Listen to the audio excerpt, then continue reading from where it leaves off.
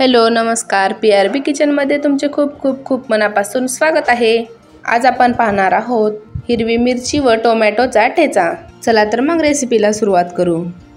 हिरवी मिरची व टोमॅटोचा ठेचा बनवण्यासाठी मी इथे 20 ते 25 हिरव्या मिरच्या व एक टोमॅटो घेतलेला आहे। एक लोखंडाची कढई किंवा तवा घ्यायचा, त्यामध्ये या मिरच्या एका मिरचीचे 2 ते 3 काप करून घ्यायचे व भाजायला घ्यायचं, जेणेकरून मिरची भाजल्यानंतर फुटणार नाही।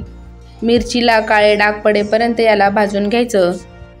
व्हिडिओ कसा वाटला हे कमेंटमध्ये सांगा। त्याचबरोबर माझ्या चॅनलवर तुम्ही पहिल्यांदाच व्हिजिट केली असेल तर चॅनलला सबस्क्राईब करा, त्याचबरोबर बेल आयकॉनही प्रेस करा, ज्यामुळे दररोजच्या नवीन नवीन व्हिडिओची नोटिफिकेशन तुम्हाला मिळत जाईल। मिरची छान भाजून झालेली आहे, त्याला आता एका प्लेटमध्ये काढून घेऊ।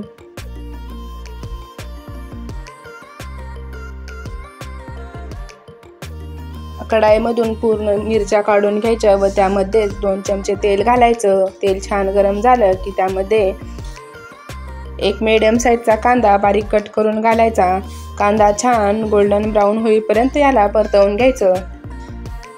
इथे कांदा छान गोल्डन ब्राऊन झालेला आहे। यामध्ये आता 10 ते 12 लसणाच्या पाकळ्या घालायच्या व लसणाच्या पाकळ्या घातल्यानंतर 1 मिनिटभर याला छान परतवून घ्यायचं।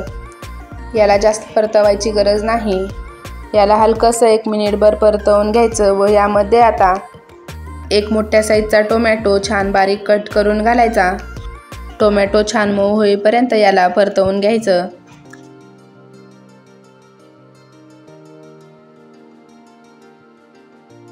इथे टोमॅटो हलकासा मऊ झालेला आहे। यामध्ये आता भरपूर अशी कोथिंबीर घालायची। इथे मी कोथिंबीर देठासकट घातलेली आहे, कारण ही ठेचा वाटते वेळेस छान बारीक होईल।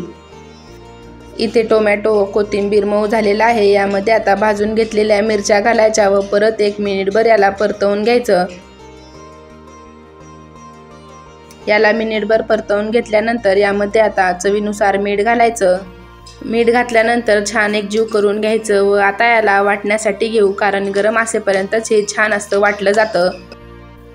आता हे सर्व गरम असेपर्यंतच मी याला कढाईमध्ये छान बारीक करून घेणार आहे। कढाईऐवजी तुम्ही खलबत्त्यामध्ये पण याला छान वाटून घेऊ शकता। कढाईमध्येच वाटत असाल तर याला चिमट्याच्या किंवा एखाद्या कपड्याच्या सहाय्याने घट्ट पकडून या पद्धतीने वाटून घेऊ शकता, किंवा तुम्ही याला मिक्सरमध्येही बारीक करून घेऊ शकता। इथे ठेचा छान वाटून झालेला आहे। यामध्ये आता भाजलेल्या शेंगदाण्याचं कूट घालायचं।